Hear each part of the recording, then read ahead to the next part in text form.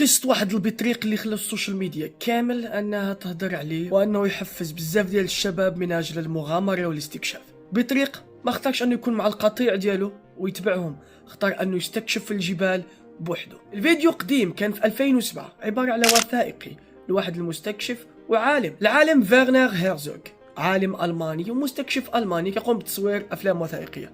داكشي اللي بغينا نديرو حتى حنا. كان في واحد البعثه، في واحد الاكسبيديشن الانتاركتيكا، القطب الجنوبي. القصه ما فيها انهم كانوا كيراقبوا مجموعه من البطاريق، حيث ان البطاريق كتمشى لواحد المسافه باش انها توصل للماء، الا بطريق واحد شد الانتباه ديالهم وبدل الطريق ديالو مباشره.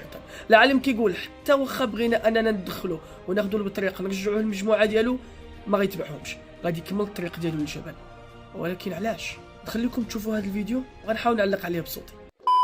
لكن احدهم لفت انتباهنا، الواقع في الوسط. البطريق الموجود في الوسط لم يكن سيذهب الى مناطق التغذيه، الى حافه الجليد، ولا يعود الى المستعمره. بعد ذلك بفترة قصيرة رأيناه يتجه مباشرة نحو الجبال على بعد حوالي 70 كيلومترا.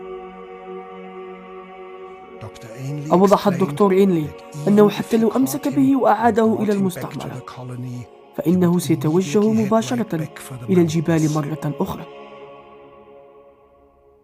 لكن لماذا؟